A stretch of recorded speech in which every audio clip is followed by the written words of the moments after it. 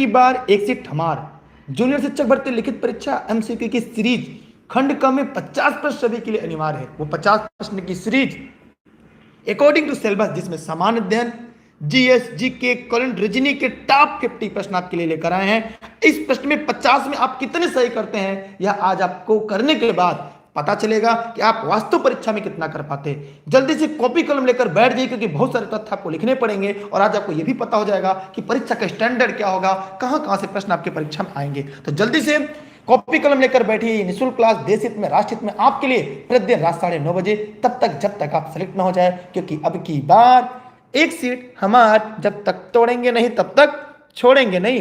पहला प्रश्न आपको डिस्प्ले पर दिख रहा होगा। जी हाँ, दूध का अपेक्षित घनत्व किससे ज्ञात किया जा सकता है? तो बिना देरी किए कमेंट के माध्यम से प्रश्न का जवाब दे सकते हैं कि दूध का जो अपेक्षित घनत्व होता है वह किसके माध्यम से ज्ञात किया जा सकता है मेरे प्यारे साथियों। जी हाँ, जल्दी जल्दी कमेंट करके बताइए कि दूध का अपेक्षित घनत्व किसके द्वारा? Hydrometer, butyrometer, lactometer, thermometer. इस प्रश्न का जो सही जवाब होगा वो क्या होगा? लैक्टोमीटर से। क्या होगा? लैक्टोमीटर से। कि शुद्धता की माप लैक्टोमीटर की सहायता से किया जाता है, ठीक है। लेकिन ब्यूटीरोमीटर दूध का या दूध उत्पादन में ये वसा की मात्रा, ये दूध में वसा की मात्रा। थर्मामीटर तापमान। तो यहां से 3 प्रश्न आपके तैयार हो गए। लेकिन एक सवाल आपसे है कि हाइड्रोमीटर से क्या मापा जाता है? जी हां, हाइड्रोमीटर से क्या मापा जाता है?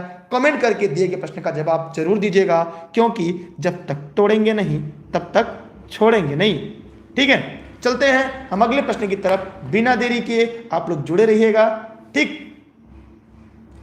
अगला सवाल आपके सामने है, चलिए ध्यान से देखते हैं। कह रहा है सीएफएल का पूर्ण रूप क्या है? जल्दी जल्दी कमेंट करिएगा, सभी साथी फटाफट कमेंट करिएगा कि सीएफएल का पूरा फुल फॉर्म क्या है, पूर्ण रूप क्या है। जल्दी कमेंट करके बताइए यार, एकदम आसान प्रश्न है, परीक्षा वाले प्रश्न है। सीएफएल का पूरा नाम क्या है? कॉम्पैक्ट फ्लोरिसेंट लैंप इसका पूरा नाम होगा। जी हां, इस प्रश्न का सही उत्तर क्या होगा? इसका राइट आंसर होगा, इस प्रश्न का सही जवाब होगा। शेयर कर दीजिए।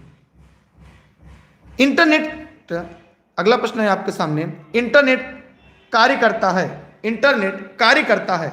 आप लोग भी वीडियो को लाइक का बटन दबाने के बाद ना सबसे पहला काम वीडियो को शेयर करिए। यकीन मानिए अच्छा काम करेंगे तो भगवान हमेशा आपके साथ रहेगा, गलत वाले प्रश्न का भी गोला सही हो जाएगा।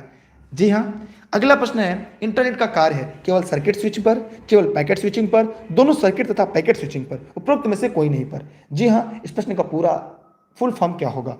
केवल पैकेट स्विचिंग पर। देखते हैं, टेलीफोन प्रणाली अगर हम बात करें तो ध्वनि संदेशों को प्रसारण हेतु सर्किट स्विचिंग का प्रयोग करते हैं, जबकि इंटरनेट पैकेट स्विचिंग पर आधारित होता है। इंटरनेट जो होता है वो किस पर होता है? पैकेट स्विचिंग पर आधारित होता है। इस प्रश्न का उत्तर क्या होगा? बी सही जवाब होगा।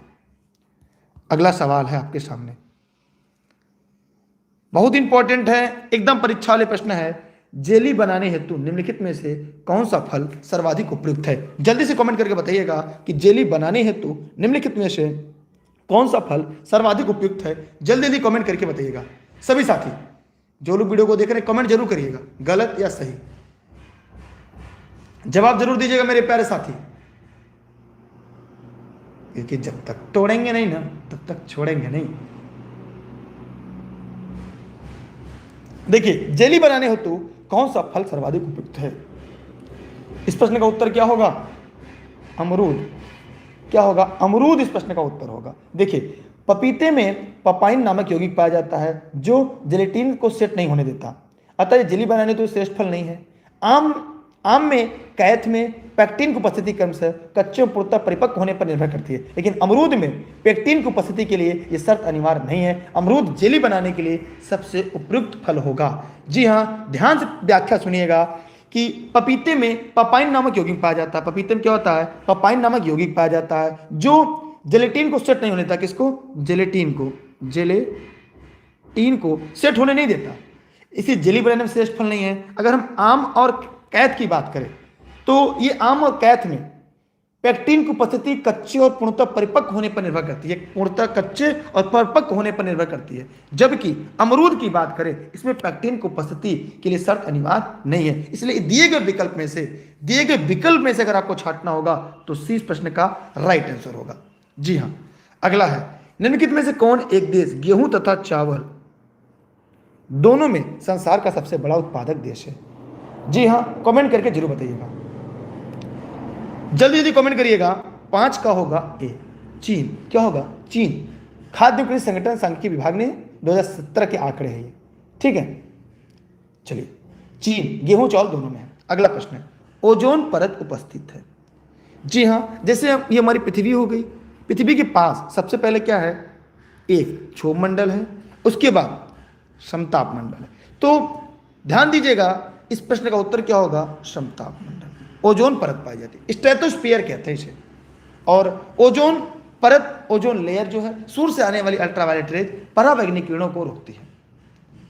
जी हाँ, और हवाई जहाज को उड़ने के लिए यह मंडल सबसे उपयुक्त माना जाता है। किसके लिए? हवाई जहाज को उड़ने के लिए यह मंडल सबसे उपयुक्त माना जाता है। ठीक, समझ में आ रहा आप लोग को? चलिए आगे चलते हैं अगले प्रश्न की तरफ। वीडियो को आप, मुझे कहना थोड़ा सा अचरज सा लग रहा है, आप लोग इस वीडियो को पहला काम शेयर कर दीजिएगा और लोगों तक पहुंच जाए। अगर ऐसी क्लास आपको यूट्यूब पर मिल जाए तो अनसब्सक्राइब कर दीजिएगा। अगला सवाल, सूर्योदय का देश कौन सा प्रसिद्ध है? देखिए, सबसे पहले सूर्योदय कहाँ पर होगा? ये हमारी पृथ्वी है। सबसे पहले सूरज कहाँ उदय होगा? बताइए। आप कहेंगे सर ईस्ट में। तो सबसे ईस्ट में कौन सा देश है? सबसे ईस्ट में कौन सा देश है? देखिए, जापान। क्योंकि जापानी लोग अपने देश को क्या कहते हैं? निप्पन कहते हैं। क्या कहते हैं? निप्पन कहते हैं। निप्पन का मतलब होता है सूर्योदय का देश, लैंड ऑफ राइजिंग सन। ठीक है। मध्यरात्रि का देश किसे कहते हैं? मध्यरात्रि का देश किसे कहते हैं? मध्यरात्रि का देश किसे कहते हैं? कमेंट करके जवाब दीजिएगा कि मध्यरात्रि का देश किसे कहते हैं। ठीक है। सूर्योदय सबसे पहले पूरब में होता है ना, पूरब में कौन सा देश है? यहाँ पे जापान है। ठीक। मध्यरात्रि का देश किसे कहते हैं? कमेंट जरूर करिएगा। अगला, गोबी का मरुस्थल किस देश में है? जी, एशिया का एक शीत मरुस्थल भी है। ठीक है। और ये कहां पर है? ये चीन और मंगोलिया के बॉर्डर पर है। मंगोलिया की राजधानी उड़ान बटोर है। यह मरुस्थल अल्टाई पर्वत से घिरा है। किस पर्वत से? अल्टाई पर्वत से। अल्टाई पर्वत से घिरा है, इसलिए इसे शीत मरुस्थल भी कहते हैं। ठीक है। यह उत्तरी चीन में और दक्षिणी मंगोलिया में स्थित है। यहां पे 2 कुबड़ वाले ऊंट मिलते हैं। कितने? 2 कुबड़ वाले ऊंट भी मिलते हैं। ठीक। जी हाँ, मतलब आप लोगों ने हमारी क्लास पढ़ी है तो आप इसका जवाब जरूर दे लेंगे। हम आगे बढ़ रहे हैं। अगला है, 82.5 पूर्वी देशांतर पर मध्याह्न हो तब प्रातः 6:30 बजे किस देशांतर पर या अंश पर बजेंगे? थोड़ा सा आसान सा प्रश्न है। तो यहां हम क्या करेंगे? 82.5 पूर्वी देशांतर पर मध्याह्न हो, तो इसको कैसे निकालेंगे? 6:30 बजे का मतलब क्या होगा? 6:30 बजे प्रातः का मतलब होता है, क्योंकि हम जानते हैं 82.5 में 5.5 घंटे का अंतर है। ठीक। 1 घंटे में 15 डिग्री घूमता है। 1 घंटे में 15 डिग्री घूमता है, इसलिए यहां पर इसका उत्तर क्या होगा? बताइए जरा। देखिए, 6:30 किस देशांतर पर अंश पर बजेंगे? अगर 82.5 पूर्वी देशांतर पर मध्याह्न हो तो मध्याह्न का मतलब क्या होगा? दिन भर रहा होगा। ठीक है। तो यहां पर कह रहा है 6:30 किस देशांतर या अंश पर बजेंगे? बताइए। देखिए, अगर पूर्वी देशांतर पर हो रहा है तो मध्याह्न की बात हो रही है। मध्याह्न माने अगर हम 12 बजे की बात करते हैं तो ये 6:30 है, तो 6:30 बजे में कितने का अंतर होगा? मतलब लगभग 5.5 घंटे का अंतर दिख रहा है। इन दोनों में कितने का अंतर दिख रहा है? 5.5 घंटे का अंतर होता है 0 से।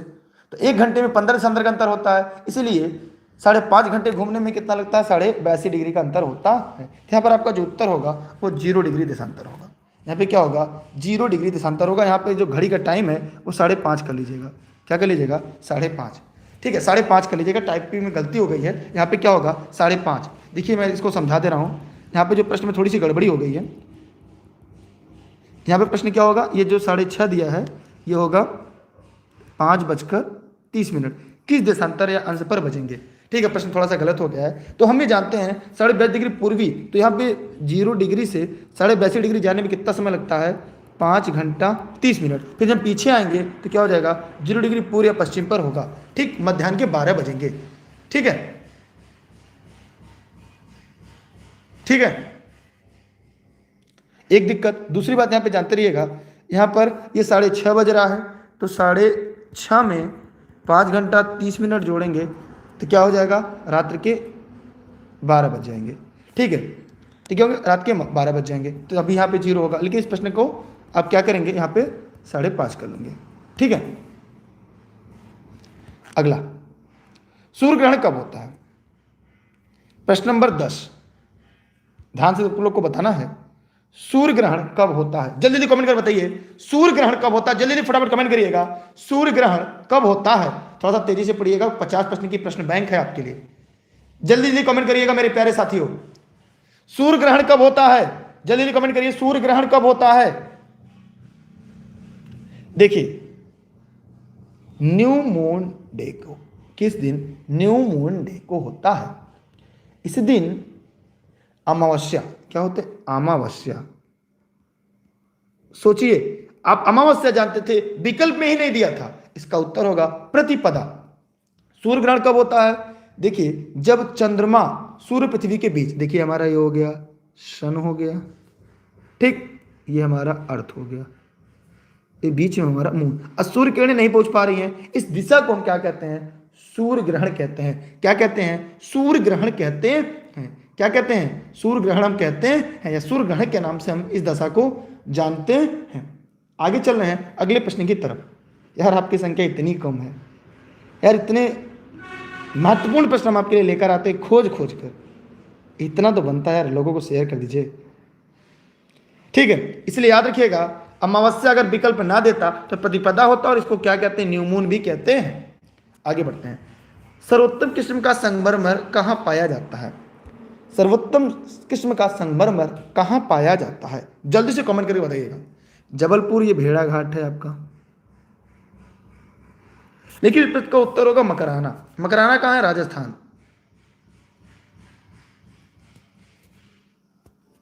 कौन सा जिला है? नागौर जिला।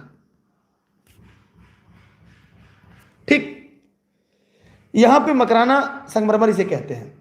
ये ताजमहल, विक्टोरिया मेमोरियल यहीं से ले जाके बना है। ठीक, जैसलमेर सबसे ज्यादा, भारत का सबसे ज्यादा टेम्परेचर जैसलमेर में है। सिंह भूम किस लिए प्रसिद्ध है? सिंह भूम किस लिए प्रसिद्ध है? कमेंट करके जवाब जरूर दीजिएगा। भारत के निम्न राज्यों में किसे चीनी का कटोरा कहते हैं? किसे चीनी का कटोरा कहा जाता है? जवाब आपका जरूर चाहिए, चाहे इसे फेसबुक पे दीजिएगा, चाहे यूट्यूब पर, जहां भी देख रहे हैं, जवाब जरूर दीजिएगा, फटाफट कमेंट करिएगा। उत्तर प्रदेश को चीनी का कटोरा कहते हैं। गन्ने का सबसे बड़ा उत्पादक राज्य है, और चीनी का भी सबसे बड़ा उत्पादक राज्य कौन है? उत्तर प्रदेश। गन्ना और चीनी में दोनों क्या है? अपना प्रदेश, उत्तर प्रदेश। क्लियर? कोई डाउट किसी को नहीं है ना? चलते हैं अगले सवाल पर। अब ध्यान से देखना है आपको, भाखड़ा नागर परियोजना बड़ा है, लेकिन मैं तो छोटे में बता दूंगा। संयुक्त परियोजना किसकी है? जवाब जरूर दीजिएगा। प्रश्न नंबर 13, जल्दी कमेंट कर बताइए। देखिए, इस प्रश्न का उत्तर क्या होगा? यहां पर होगा ये पंजाब, हरियाणा और प्लस राजस्थान, मान इस प्रश्न का उत्तर ए होगा। यह हरियाणा, पंजाब, राजस्थान की संयुक्त परियोजना है। इसमें भाखड़ा और नागढ़ के पास सतलज नदी पर 2 बांध का निर्माण किया गया है। इस परियोजना कमांड क्षेत्र हिमाचल प्रदेश, पंजाब, हरियाणा, राजस्थान में विस्तारित है। इसके बारे में आगे पढ़ेंगे। यह भारत का सबसे ऊंचा गुरुत्वीय बांध है। भाखड़ा अलग है, नागढ़ अलग है। भाखड़ा किस राज्य में है, नागढ़ किस राज्य में है? कमेंट करके जवाब जरूर दीजिएगा, क्योंकि जब तक तोड़ेंगे नहीं तब तक छोड़ेंगे नहीं। अगला सवाल है आपके बीच, दामोदर किसकी सहायक नदी है? यह भ्रंश घाटी में बहने वाली नदी है। यह क्या है? भ्रंश घाटी में बहने वाली एक नदी है। तो जवाब जरूर दीजिएगा, किसकी सहायक नदी है? बताइए कमेंट करके सभी लोग। पद्मा देखिए, ये गंगा का बांग्लादेश में नाम है। हुगली, किसकी? हुगली। 20 प्रश्न का सही जवाब होगा। क्या होगा? 20 का सही जवाब होगा। पद्मा गंगा का बांग्लादेश में नाम है। बांग्लादेश में पद्मा किस नदी को कहते हैं? गंगा नदी को कहते हैं। यदि एक बहुत ही इंपॉर्टेंट सवाल है, अब मैं ये देखूंगा कि कौन इस प्रश्न का जवाब देगा। यदि एक विद्युत ट्रेन उत्तर से दक्षिण की ओर जा रही है तो इंजन का धुआं किस दिशा में जाएगा? 15 का जवाब देखते हैं सबसे पहले कौन देता है। 15 का जवाब जो देगा वो यह माना जाएगा कि वो वीडियो को शेयर जरूर करेगा। प्रश्न नंबर 15 का जवाब क्या होगा? जल्दी जल्दी कमेंट करिएगा सभी साथी। ये सिलेक्शन वाले प्रश्न है, खंड क सबके लिए अनिवार्य है, ठीक है। यहां पर आपको थोड़ा सा 100 ग्राम दिमाग खर्चा करना था, ठीक। 15 का क्या होगा? धुआं नहीं होगा, क्योंकि इससे धुआं नहीं निकलता। विद्युत ट्रेन से धुआं नहीं निकलता भैया। बताइए विद्युत ट्रेन से धुआं निकलेगा? कुछ लोग डी बता रहे हैं, धुआं नहीं निकलेगा, इंजन का धुआं निकलेगा ही नहीं, ठीक है। चलते हैं अगले प्रश्न की तरफ, कोई दिक्कत नहीं है ना।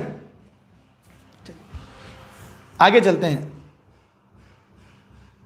नीचे 4 बार एक पासा को फेंका गया जिसके परिणाम निम्नलिखित आए हैं। 1 4 में दर्शाए गए, 1 से लेकर 4 तक दर्शाए गए। तो प्रश्न नंबर 16 आपके सामने है। आपको यह बताना है कि 3 के विपरीत दिशा में क्या होगा। जल्दी बताइए, जल्दी जल्दी। देखिए अगर आप बताना चाहेंगे तो एकदम आसान से बता लेंगे, एकदम हलवा वाला प्रश्न है। जल्दी जल्दी कमेंट कर बताइएगा। देखिए एक चीज हम आपको यहां बताएं, बहुत अगर करना चाहें तो कई तरीका इसको हल करने का। तो कौन सा तरीका हम आपको बताएं?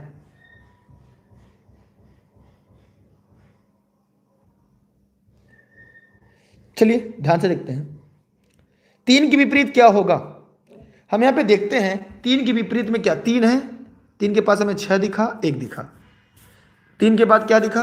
1 ही है, 5 दिखा। 3 के विपरीत क्या दिखा? 6 और 2 दिखा। इसके विपरीत क्या नहीं दिखा? तो 3 के विपरीत हमें क्या नहीं दिखा? 4 नहीं दिखा। इसलिए इसका विपरीत क्या होगा? 4 होगा। क्योंकि कभी भी विपरीत फलक किसी भी फलक के साथ नहीं हो सकते, ठीक है। इसलिए इस प्रश्न का उत्तर क्या होगा? ए होगा। क्या होगा? इस प्रश्न का सही जवाब होगा। कि देखिए 3 के 6 और 1 है तो 6 भी नहीं हो सकता, 1 भी नहीं होता। 3 का विपरीत क्या है? 5। यहाँ देखिए 5 दिया है ना, तो 5 भी नहीं होगा। बचा क्या? 4। माने विपरीत सतह कभी आमने सामने नहीं हो सकते। तो 3 के आसपास के फलक दिख रहे हैं, इसलिए इस प्रश्न का उत्तर क्या होगा? ए इसका राइट आंसर होगा। क्लियर? कोई डाउट किसी को नहीं है ना? चलते हैं अगले प्रश्न की तरफ। चलिए अगला प्रश्न है, ये डेली क्लास के लिए आप लोग टेलीग्राम ज्वाइन कर लीजिएगा, दुर्गेश सर सर्च करके। सभी लिंक आपको वहां पर मिल जाएगी। दुर्गेश सर सर्च करके e learning with Durgesh, Facebook page, Instagram, Twitter, YouTube, e learning with Durgesh है। देखिएगा यदि आर का अर्थ प्लस है तो यहाँ पे आर का अर्थ क्या हो जाएगा? प्लस, ठीक। फिर क्या रहा है? यस का अर्थ क्या है? गुणा है। टी का अर्थ भाग है। यू का अर्थ माइनस है। तो बताइए क्या होगा? इसको हम लिख सकते हैं 4 + 5 × 30 भागे 10 - 7। तो क्या हो जाएगा? 10 नहीं 30 हो जाएगा। 4 प्लस यहाँ क्या हो जाएगा? 3 × 5 करेंगे तो हो जाएगा 15 - 7। 15 × 4 = 19 ना। 15 × 4 = 19, 19 में 7 गया 12। इसका उत्तर क्या होगा? ए। 12 इसका सही जवाब होगा। 17 क्या हुआ? ए। एकदम हलवा वाला प्रश्न है। अगला सवाल थोड़ा सा बड़ा होगा। अब आपको केवल यह बताना है, प्रश्न नंबर 18, हाल ही में निर्वाचन आयोग ने किस राजनीतिक पार्टी को राष्ट्रीय पार्टी घोषित कर दिया? राष्ट्रीय पार्टी की संख्या पहले कितनी थी? 6 थी, फिर 1 बढ़ी, फिर 1 बढ़ी। अब राष्ट्रीय पार्टी कितनी है भारत में? 8 है। भारत में राष्ट्रीय पार्टी 8 है, ठीक है। देखिए उत्तर प्रदेश की बहुजन समाज पार्टी राष्ट्रीय पार्टी है, लेकिन समाजवादी पार्टी राष्ट्रीय पार्टी नहीं है। यार वीडियो को शेयर कर दीजिएगा सभी लोग, पैसे नहीं लगेंगे आपके, लोगों तक पहुंच जाएगा, ठीक है। चलिए देखिए इस प्रश्न का उत्तर क्या होगा, सभी लोग बताइए कमेंट करके। देखिए यहां पर होगा नेशनल पीपुल पार्टी 7 जून 2019 को, 7 जून 2019 को भारतीय निर्वाचन आयोग ने नेशनल पीपुल पार्टी को राष्ट्रीय पार्टी का दर्जा दे दिया। नेशनल पीपुल पार्टी राष्ट्रीय दर्जा के रूप में प्राप्त करने वाली 8वीं पार्टी हो गई और यह नेशनल पीपुल पार्टी पूर्वोत्तर राज्य की पहली पार्टी है जिसे क्या मिला, यह मान्यता मिला। इस प्रश्न का उत्तर क्या होगा, सी। कितनी पार्टी हो गई, 8। ठीक है, इस प्रश्न का उत्तर सी है। अगला, हाल ही में सुगाथा कुमारी का निधन हो गया, वह निम्नलिखित में से किस क्षेत्र से संबंधित थी। जल्दी से कमेंट करके बताइएगा वह किस क्षेत्र से संबंधित थी। शास्त्रीय नर्तक, पत्रकारिता, राष्ट्रीय गायक या कवि, वो क्या थी, कवि थी। और यह 1934 से लेकर 2020 तक ये कार्यकर्ता भी थी, ये कवि थी। ये केरल में पर्यावरण और नारीवाद आंदोलन में सबसे आगे थी। उन्होंने अपने साहित्य लेखन की शुरुआत 1957 में श्री कुमार के तहत की थी। उन्हें सुगाथा शिक्षक कहा जाता है। उन्हें क्या कहा जाता है, सुगाथा शिक्षक। सुगाथा, ये करंट का सवाल है। उन्हें सुगाथा शिक्षक कहा जाता है। उन्होंने देशव्यापी आंदोलन की, ठीक है। ओड टू ए ट्री कविता इनकी लिखी गई थी, ठीक है। अगला है, हाल ही में किस साइट को 42वीं रामसर साइट के रूप में जोड़ा गया, बताइए जल्दी से।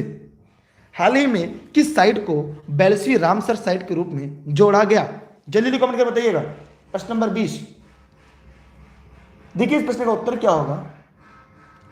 भारत ने हाल ही में लद्दाख के केंद्र शासित प्रदेश के सोकर वेटलैंड कॉम्प्लेक्स को अपने 42वीं रामसर साइट के रूप में जोड़ा।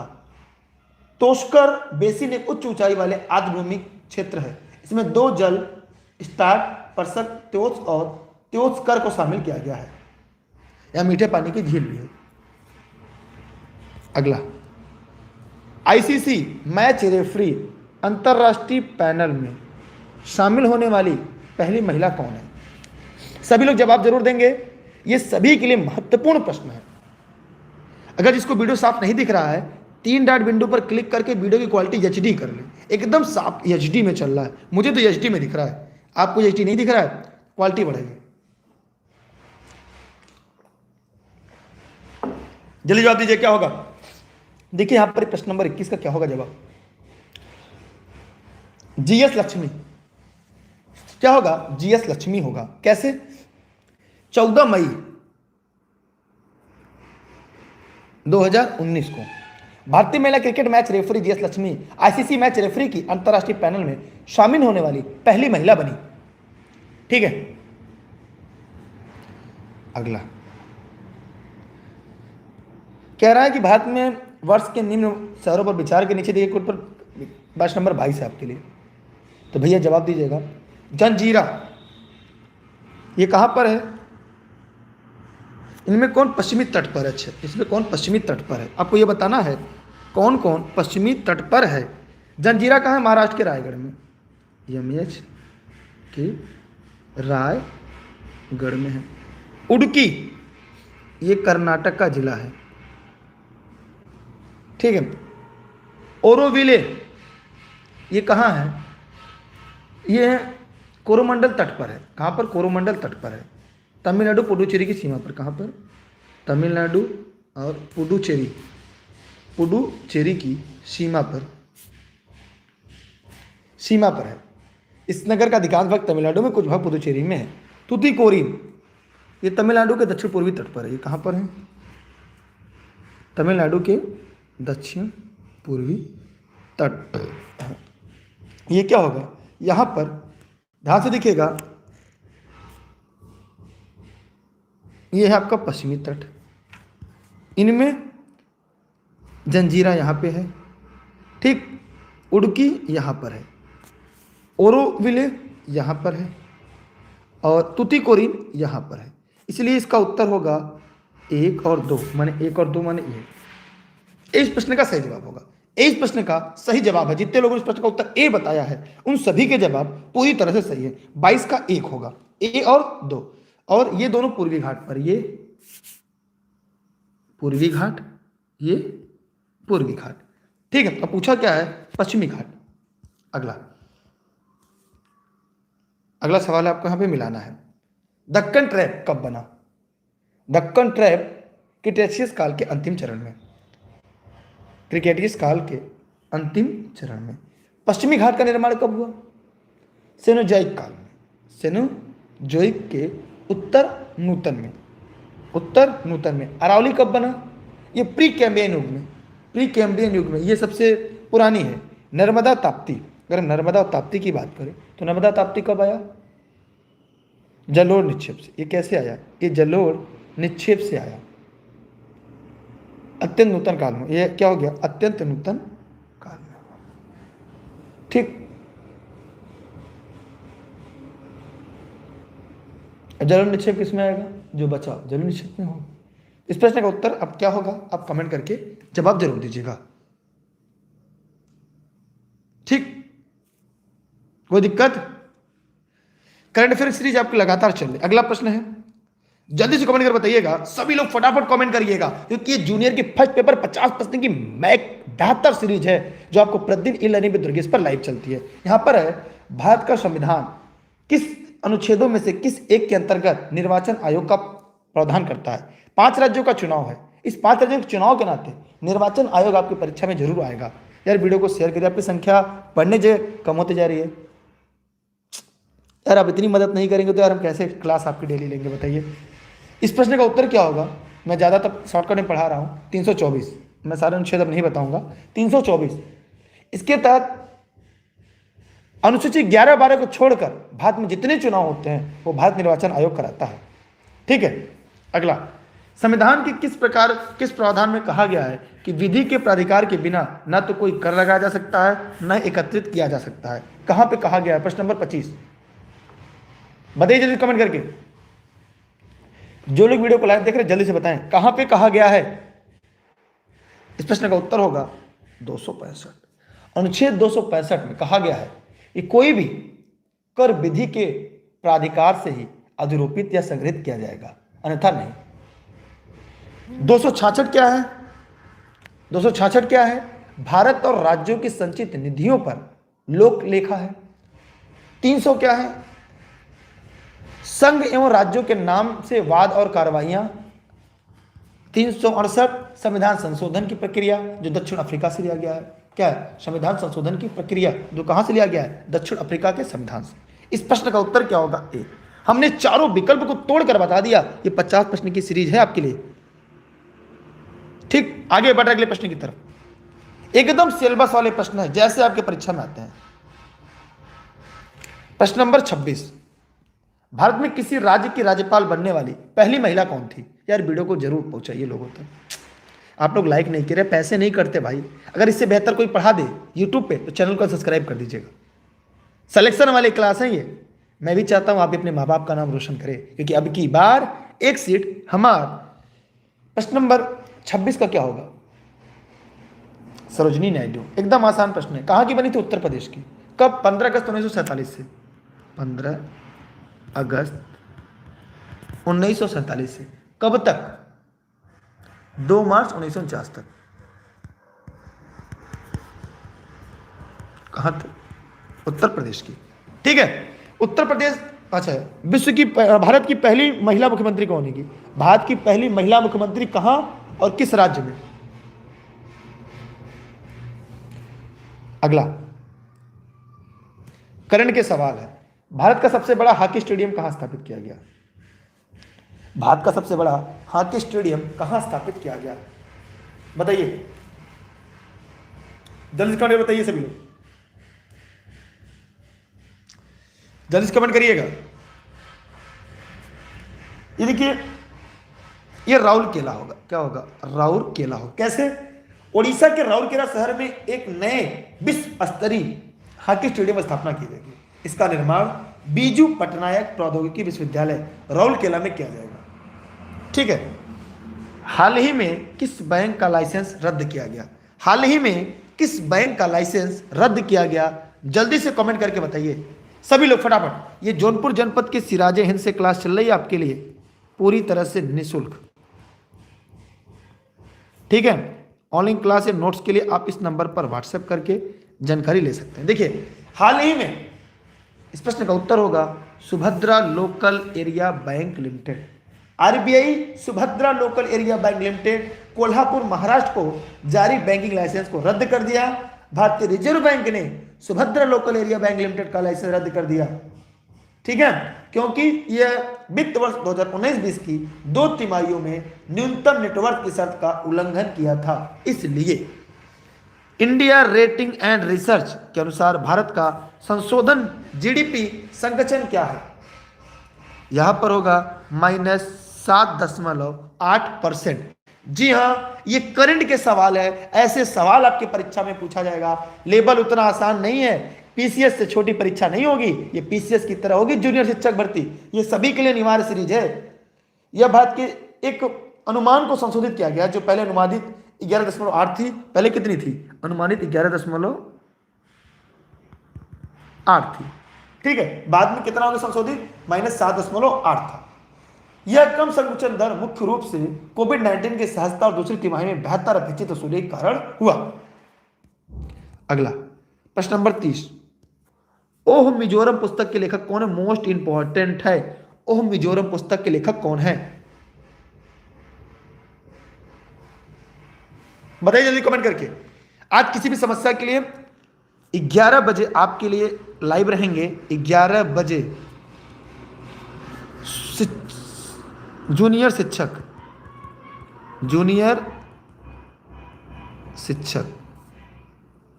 की रणनीति और आपके सवाल हमारे जवाब। ओ मिजोरम, यह भारत के उपराष्ट्रपति, बताइए क्या होगा? अच्छा, उपराष्ट्रपति कौन है? वेंकैया नायडू है ना। 30 क्या होगा? बताइए जल्दी से कमेंट करके। 30 क्या होगा? सभी लोग फटाफट कमेंट करके बताइए। देखिए प्रश्न का उत्तर होगा PS श्रीधरन पिल्लई। एकदम आसान है। यह क्या होगा? 2 इस विकल्प का क्या होगा? भारत के उपराष्ट्रपति वेंकैया नायडू ने हाल ही में इंडिया इंटरनेशनल सेंटर नई दिल्ली में आयोजित एक कार्यक्रम के दौरान वीडियो कॉन्फ्रेंसिंग के माध्यम से ओह मिजोरम नामक पुस्तक का विमोचन किया। ओह मिजोरम को मिजोरम के गवर्नर PS श्रीधर पिल्लई ने लिखा। ये यहाँ के राज्यपाल थे। ये क्या थे? यहाँ के राज्यपाल थे, ठीक है। इस प्रश्न का उत्तर क्या होगा? दूसरा होगा। किसी भी सवाल के लिए 11 बजे लाइव आइएगा, ठीक। 11 बजे आप लाइव आइएगा सभी लोग। उसकी लिंक टेलीग्राम पर मिल जाएगी। उसके पहले क्लास को डिस्टर्ब ना करें, केवल पढ़ें। सबको सिलेक्शन लेना है। 40 दिन लगभग बचे हैं और अब की बार एक सीट हमार। किस सभा का अध्यक्ष उसकी सदस्य नहीं होता? किस सभा का अध्यक्ष उसका सदस्य नहीं होता? जल्दी जल्दी कमेंट करिएगा। जो लोग इस वीडियो को लाइव देख रहे हैं जल्दी से कमेंट करके बताइएगा। देखिए ये होगा राज्यसभा, क्योंकि इसका जो अध्यक्ष होता है उपराष्ट्रपति होता है।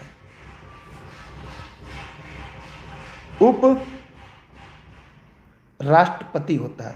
क्या होता है? उपराष्ट्रपति होता है। जी हां, यह उसका सदस्य नहीं होता। यह राज्यसभा का पदेन सभापति होता है। किसके अनुसार? अनुच्छेद 64 के अनुसार। क्लियर? कोई डाउट किसी को तो पूछ सकता है। यह राज्यसभा का पदेन सभापति होता है। यह संसद के दोनों सदनों द्वारा निर्वाचन इसका होता है उपराष्ट्रपति। तो उपराष्ट्रपति जो होता है वह राज्यसभा का पदेन सभापति होता है। वह राज्यसभा क्या होता है? राज्यसभा का पदेन सभापति होता है, ठीक है। रट लीजिएगा। अगला, मृदा अपरदन प्रक्रियाओं सही क्रम को पहचानिए।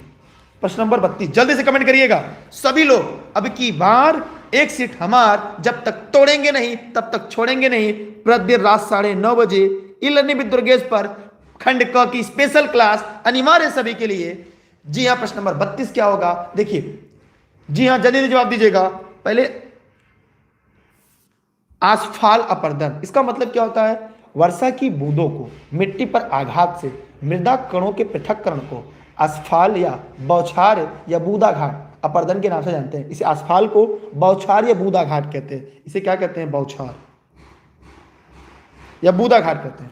परत अपर्दन, इसका मतलब जब मिट्टी जल के साथ बहने लगती है उसे परत अपर्दन कहते हैं। रील अपर्दन, जब मिट्टी में छोटी और कम गहरी नालिका बन जाती है। अवनालिका अपर्दन, जब रील अपर्दन की नालियां बड़ी होने लगती हैं। ठीक, इसके बाद क्या आती है? धारा चैनल अपर्दन, जब एक मोटी धारा के रूप में प्रवाहित होने लगता है और चैनल को तब तक अपर्दित करता जब तक कि वह स्थिर ढाल नहीं प्राप्त कर लेता। इस प्रश्न का उत्तर क्या होगा? ए राइट आंसर होगा। ए क्या होगा? सही जवाब होगा। ये परीक्षा वाले प्रश्न हैं। अगला,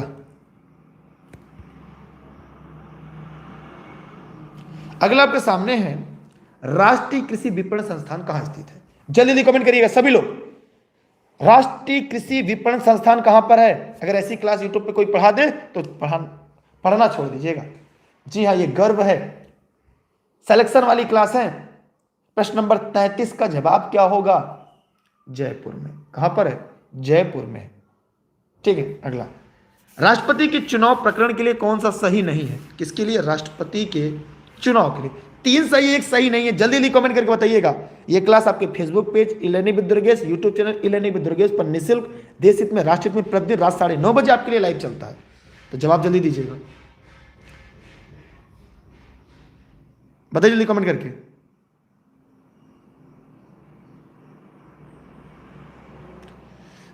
भैया जल्दी जल्दी कमेंट करिए, वीडियो को लोगों तक पहुंचाइए। प्रश्न नंबर 34 का क्या होगा? देखिए, पदस्थ राष्ट्रपति की पदावधि से पूर्व उत्तराधिकारी चुनाव अवश्य होना चाहिए। जी हाँ, सही। माने अगले जो राष्ट्रपति का कार्यकाल खत्म होने से पहले अगले राष्ट्रपति का चुनाव अवश्य हो जाना चाहिए। यदि किसी भी दशा में राष्ट्रपति का पद खाली है, चाहे मृत्यु दौरान, त्याग पत्र के दौरान, तो उसे 6 माह के अंदर भरना अनिवार्य है, चाहे महाभियोग प्रक्रिया। राष्ट्रपति अपना पद ग्रहण करने की तिथि से 5 वर्ष तक अपने पद पर बना रहेगा। सही बात, का कार्यकाल 5 वर्ष का होता है। राष्ट्रपति का उत्तराधिकारी आने तक कार्यकाल समाप्ति पर भी अपना पद बना रहेगा। जी हाँ, जैसे अगर अगला राष्ट्रपति जब अगर कार्यकाल खत्म हो गया है, जब तक अगले राष्ट्रपति का चुनाव नहीं हो जाता तब तक पूर्व राष्ट्रपति अपने पद पर बना रहेगा। ये भी सही है। राष्ट्रपति मंडल के अपूर्ण होने पर, ध्यान दीजिएगा, निर्वाचन मंडल के अपूर्ण होने पर राष्ट्रपति का चुनाव स्थगित। जी नहीं। जैसे अगर किसी भी राज्य की, ध्यान दीजिएगा, यहाँ पे मैं पूरा स्पष्ट कर दूंगा। यहाँ पे एक निर्णय आया था, अनुच्छेद 54, मैं यहाँ पे थोड़ा सा स्पष्ट कर दूं। अनुच्छेद 54 में राष्ट्रपति के निर्वाचन मंडल में कहा गया है कि इसके निर्वाचन मंडल में विधानसभा, लोकसभा, मतलब संसद दोनों सदन और विधानसभा, और दिल्ली पुदुचेरी के में जो विधानसभा है उसके निर्वाचित सदस्य इसके निर्वाचन मंडल में भाग देंगे। लेकिन किसी भी राज्य की कोई भी, जैसे मान लीजिए भी उत्तर प्रदेश की मान लेते हैं, विधानसभा भंग हो जाए, क्या राष्ट्रपति चुनाव टाल देंगे? जी नहीं, तब भी चुनाव कराई जाएगी। माने किसी भी राज्य के राष्ट्रपति के चुनाव को इस आधार पर चुनौती नहीं दी जा सकती कि निर्वाचन मंडल अपूर्ण है। राष्ट्रपति के निर्वाचन मामले में एक मामला सुप्रीम कोर्ट में आया था, जिसमें सुप्रीम कोर्ट ने कहा राष्ट्रपति पद के लिए निर्वाचन इस आधार पर नहीं स्थगित किया जा सकता कि वहां पर किसी राज्य की विधानसभा भंग, जितने राज्य विधानसभा है उसके आदेश से, मतलब जो कुल मत होगा राष्ट्रपति का आदेश अधिक प्राप्त करेगा तो विजयी घोषित होगा। ठीक है, निर्वाचन नामौली अधूरी नहीं हो सकती। ठीक, इस आधार पर भंग नहीं की जा सकती। इस प्रश्न का उत्तर चौथा, जो गलत है वही सही है, याद रखिएगा, यूनिक प्रश्न है। अगला सवाल है, सिलेक्शन वाले प्रश्न मैंने आपसे पहले वादा किया है, अब की बार एक सीट हमार।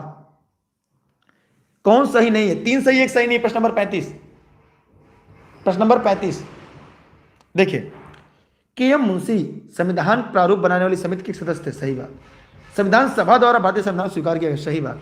बलवंत राय मेहता समिति रिपोर्ट 1957 द्वारा पंचायती राज संस्कृति की। सही बात। संविधान के अंतर्गत मूल अधिकारों संरक्षक भारत का राष्ट्रपति है। जी नहीं, सर्वोच्च न्यायालय है। कौन है? सर्वोच्च न्यायालय है। ठीक, यह गलत है। किसके तहत? अनुच्छेद 32 के तहत। ठीक है, और 226 के तहत, अनुच्छेद 226 के तहत हाई कोर्ट है। क्या है? हाई कोर्ट है। इसलिए कौन सा कथन गलत है? वो प्रश्न गलत क्या होगा? डी, माने 35 का डी जो गलत है वही आपका सही है। क्लियर? कोई डाउट किसी को? कोई समस्या नहीं है ना? ऐसे प्रश्न ही परीक्षा में आएंगे, परीक्षा वाले प्रश्न हैं, क्योंकि अब की बार एक सीट हमार।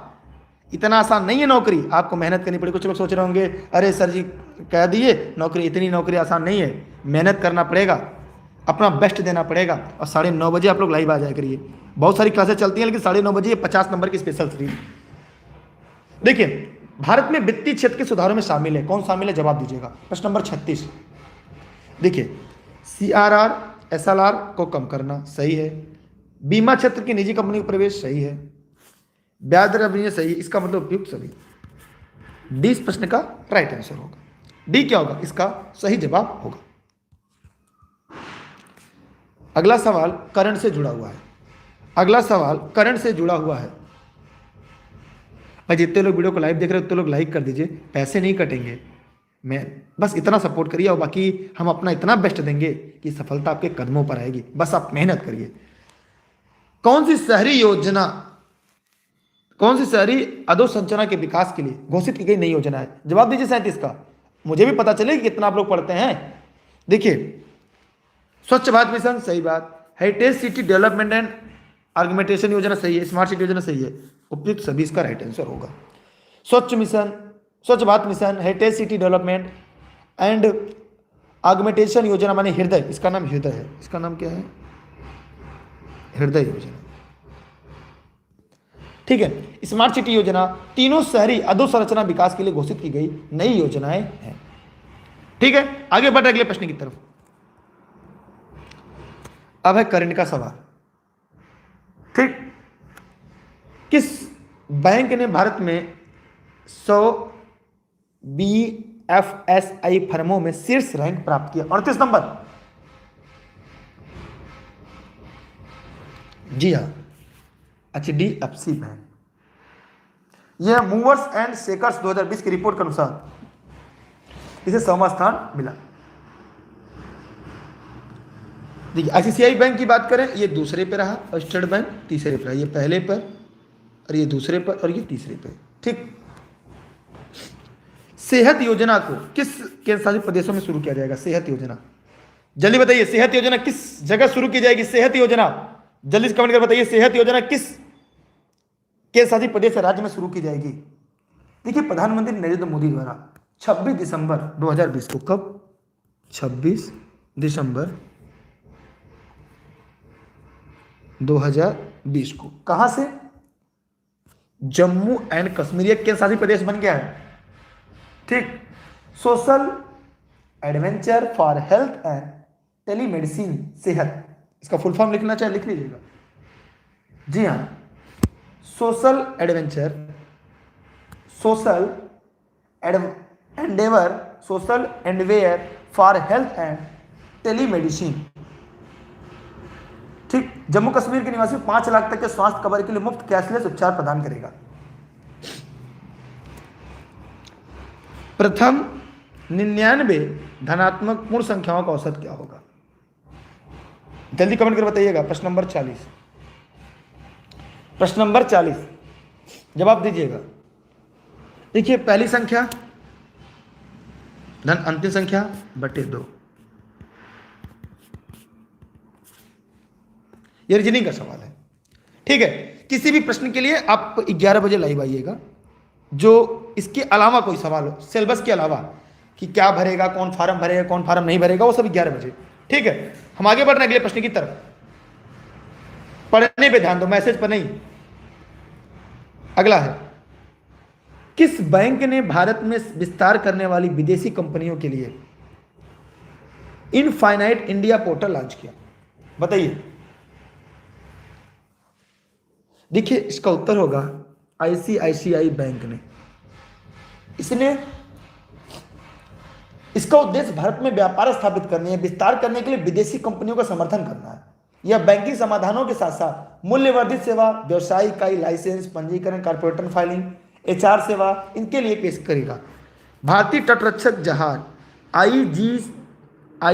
IECGS सुजीत कहाँ की कमीशन किया गया है, यह गोवा, कहाँ पे, गोवा।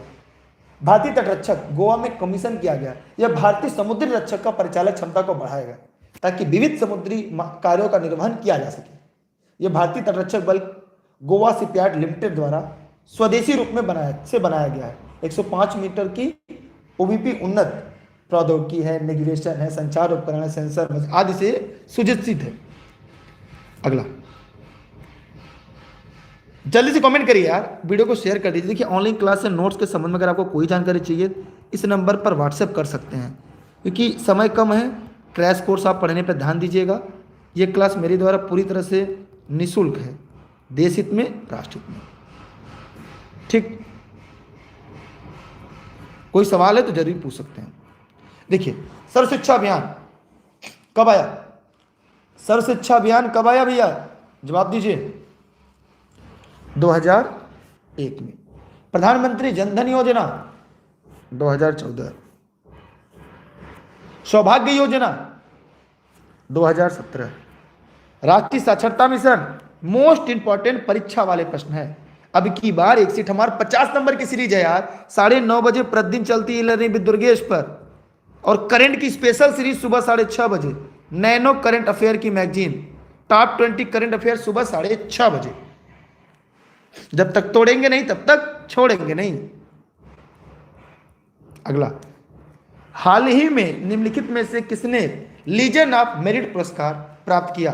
जल्दी से कमेंट कर बताइएगा, हाल ही में किसने लीजन ऑफ मेरिट पुरस्कार प्राप्त किया? जल्दी जल्दी कमेंट कर बताइए सभी साथी जो लोग इस वीडियो को लाइव देख रहे हैं, जल्दी जल्दी कमेंट करिएगा। अब की बार एक सीट हमार, जल्दी जवाब दीजिए सभी साथी। जब तक तोड़ेंगे नहीं तब तक छोड़ेंगे नहीं। ये करंट के सवाल हैं भैया, करंट के सवाल हैं।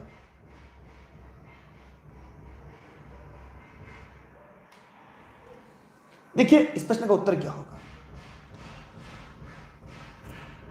नरेंद्र मोदी होगा। क्या होगा? नरेंद्र मोदी होगा। कैसे? देखिए अमेरिकी राष्ट्रपति डोनाल्ड ट्रंप द्वारा प्रधानमंत्री मोदी को प्रतिष्ठित लीजन ऑफ मेरिट अवार्ड दिया गया। यह लीजन ऑफ मेरिट उच्चतम डिग्री चीफ कमांडर के साथ प्रस्तुत किया गया, जो केवल राज्य या सरकार के प्रमुख को दिया जाता है। यह पुरस्कार मोदी को उनके दृढ़ नेतृत्व और दृष्टि की मान्यता में पुरस्कार दिया गया। वैश्विक शक्ति के रूप में भारत के उद्भव को गति दी। वैश्विक चुनौतियों का समाधान करने के लिए यूएसए और भारत की रणनीति में साझेदारी को बढ़ावा मिलेगा। ये जौनपुर जनपद के सिराजे हिंद से क्लास लाइव चलती, इसलिए जौनपुर लिखा गया है। अगला सवाल आपके लिए, निम्नलिखित कथनों विचार कीजिए, नेक बताइए। पहला, भारत एक लोकतांत्रिक देश है। ये भी प्रश्न आपके परीक्षा में आएंगे। प्रश्न नंबर 45, ठीक है, सभी लोग ध्यान से देखिएगा। भारत का अपना एक संविधान है, बताइए सभी लोग फटाफट कमेंट कर बताइएगा। हम भारत के लोग, भारत एक संपूर्ण प्रभुत्व संपन्न समाजवादी पंद्रपेश, माने भारत एक लोकतांत्रिक देश है, सही बात। लोकतंत्र शासक का रूप होता है जिसमें महत्वपूर्ण निर्णय जनता द्वारा चुने गए प्रतिनिधि लेते हैं। भारत का अपना लिखित संविधान है जो विश्व का सबसे बड़ा संविधान है। ये दोनों सही है, लेकिन ए आर सही है, लेकिन ए आर की सही व्याख्या नहीं है, इसलिए इसका उत्तर क्या होगा? बी। दोनों सही है लेकिन इसकी सही व्याख्या ये नहीं है, इसलिए इस प्रश्न का जो सही विकल्प होगा क्या होगा? वो बी होगा। समझ में आया आप लोग को कि नहीं? जब तक तोड़ेंगे नहीं तब तक छोड़ेंगे नहीं, क्योंकि रेस के घोड़े रेस में अच्छे लगते हैं, खेत में नहीं। अगला सवाल, भारत के संविधान में समवर्ती सूची किस देश से लिया गया है? जल्दी कौन बताइए, समवर्ती सूची क्या है? यह अनुसूची 7 में आती है। संघ सूची, राज्य सूची, समवर्ती सूची। समवर्ती सूची में जो भी कानून होते हैं उनमें केंद्र सरकार, राज्य सरकार दोनों सरकारें कानून बना सकती हैं। टकराव की स्थिति में केंद्र सरकारें कानून को मान्यता दी जाती है। जल्दी से कमेंट कर बताइएगा सभी लोग। प्रश्न नंबर 46 क्या होगा? जल्दी से कमेंट करिएगा सभी साथी मित्र। अब की बार एक सीट हमारा ऑस्ट्रेलिया के संविधान से लिया गया है। इस सूची में ऐसे विषय शामिल हैं जिनमें दोनों कानून बना सकते हैं। ठीक है, आगे चलते अगले प्रश्न की तरफ। काबा क्या है? प्रश्न नंबर 47, सभी लोग फटाफट कमेंट करें, काबा क्या है? जी हां, ऑनलाइन क्लास और नोट्स के सभी के लिए, चाहे भाषा हो, गणित हो, साइंस हो, एसएसटी हो, सभी के लिए आप टेलीग्राम जरूर ज्वाइन करेंगे। कितने लोग ऐसे जो अभी तक टेलीग्राम से नहीं जुड़े हैं? वो दुर्गेश सर सर्च करके ई-लर्निंग विद दुर्गेश या इसके डिस्क्रिप्शन में लिंक होगा, उस लिंक से जरूर जुड़ जाएंगे। हर क्लास की लिंक आपको यहां पे मिल जाएगी। जब तक तोड़ेंगे नहीं तब तक छोड़ेंगे नहीं, इतना आसान नहीं है नौकरी। जी हाँ, 47 क्या होगा? मुस्लिम धर्म का पवित्र तीर्थ स्थल है। यहां पे क्या होगा? काबा सऊदी अरब के मक्का में है, मुस्लिमों का सबसे पवित्र स्थल है। कुरान के अनुसार काबा का निर्माण इब्राहिम एवं उनके पुत्र इस्माइल द्वारा किया गया। विश्व के सभी मुसलमान काबा की ओर उन्मुख होकर ही नमाज पढ़ते हैं। भगत सिंह, राजगुरु, सुखदेव को फांसी कब दी गई? जल्दी जवाब दीजिएगा। जो भी साथी वीडियो को देख रहे हैं जल्दी कमेंट करिए, सभी लोग फटाफट कमेंट करिए। ये क्लास प्रति रात 9:30 बजे चलती है लर्निंग विद दुर्गेश पर। सभी लोग फटाफट कमेंट करिए। 23 मार्च 1931 को, इसलिए 23 मार्च को शहीद दिवस मनाते हैं। कौन सा दिवस? शहीद दिवस। और 30 जनवरी को शहीदी दिवस, क्योंकि गांधी जी को गोली मारी गई थी यहां पे, गांधी जी को 30 जनवरी 1949 को। ठीक है, अंतर क्लियर हुआ? कोई दिक्कत यहां पे? देखिए, इनके ऊपर 8 अप्रैल 1929 को केंद्रीय विधानसभा में बम फेंका गया था। दोनों को गिरफ्तारी हो जाती है, मुकदमा चलता है। ठीक, भगत सिंह, राजगुरु, सुखदेव को फिर 23 मार्च 1931 को फांसी दे जाती है। इसलिए शहीद दिवस मनाया जाता है 23 को। इस दिन विश्व मौसम विज्ञान दिवस भी मनाते हैं।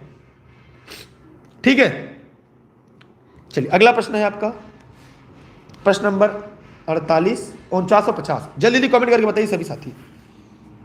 ये डेली क्लास आपको लर्निंग विद दुर्गेश पर उपलब्ध होती है, उसके लिए आप सभी लोग जुड़े रहिएगा। किसी भी क्लास को ज्वाइन करने के लिए आप दिए गए नंबर पर व्हाट्सएप करके जानकारी ले सकते हैं। मेरी क्लास आपको निःशुल्क देश हित में, राष्ट्र हित में उपलब्ध है। जल्दी से बताइएगा इस प्रश्न का उत्तर क्या होगा सभी साथी।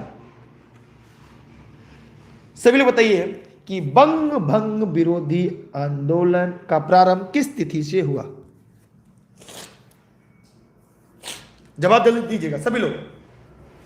देखिए, प्रश्न नंबर 49 कब होगा? इस प्रश्न का उत्तर ये 20 जुलाई 1905 को बंगाल विभाजन के निर्णय की घोषणा की गई। कब की गई थी? 20 जुलाई 1905 को बंगाल विभाजन की घोषणा की गई थी। घोषणा की गई थी बंगाल विभाजन की। लेकिन 7 अगस्त 1905 को कलकत्ता के टाउन हॉल में एक ऐतिहासिक बैठक में स्वदेशी आंदोलन की विधिवत घोषणा की गई। इसमें ऐतिहासिक बहिष्कार प्रस्ताव पारित हुआ। इसके बाद बंगाल के विभिन्न क्षेत्रों में बंग भंग विरोधी आंदोलन औपचारिक रूप से एकजुट होकर प्रारंभ हो गया। बंगाल विभाजन कब प्रभावी हुआ? 1605 को प्रभावी हुआ। क्या चीज? बंगाल विभाजन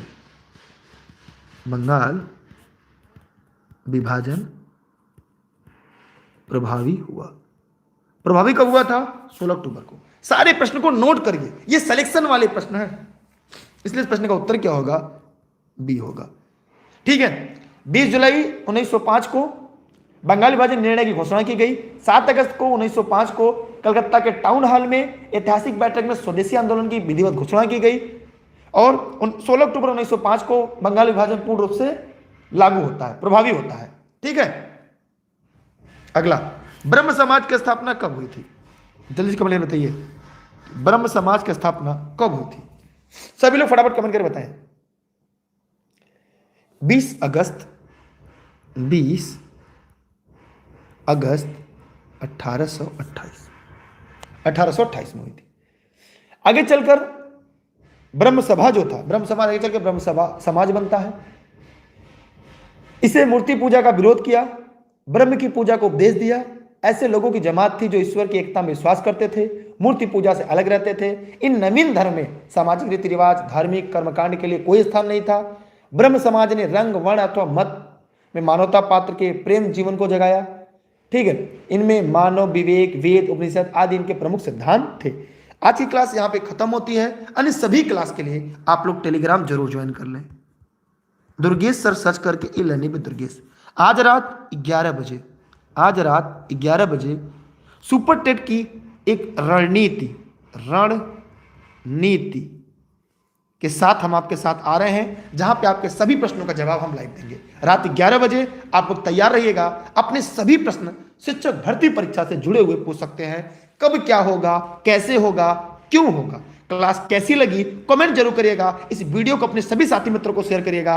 9:30 बजे करंट की सीरीज, 8:30 बजे विज्ञान की स्पेशल सीरीज, 7:15 बजे एसएसटी स्किल सीरीज स्पेशल, 6:15 बजे एसएसटी स्पेशल, फिर आपका 5 बजे संस्कृत, 2 बजे गणित की सीरीज, सुबह 6:30 बजे करंट की सीरीज। इस तरह सुबह से 6:30 से लेकर रात्र के 11:30 बजे तक लगातार आपके लिए क्लास चलती है। इसलिए आप सभी साथी ई लर्निंग विद दुर्गेश पर जुड़े रहिएगा, अपने सभी साथी मित्रों को शेयर करिएगा और किसी भी प्रश्न के लिए रात 11 बजे लाइव आइएगा। बुक का नाम, किताब का नाम, कौन फॉर्म भरेगा, कैसे भरेगा, सभी की जानकारी आपको वहां पर उपलब्ध होगी। बहुत बहुत धन्यवाद आपका। जय हिंद, जय भारत। वीडियो को शेयर करना ना भूलिएगा, क्योंकि अब की बार एक सीट हमार जब तक तोड़ेंगे नहीं तब तक छोड़ेंगे नहीं। Bye bye. वीडियो को शेयर जरूर करिएगा, ठीक है। लाइक नहीं किया तो लाइक कर दीजिए, पैसे नहीं कटेंगे यार आपके, ठीक है। जय हिंद। प्रतिदिन रात 9:30 बजे,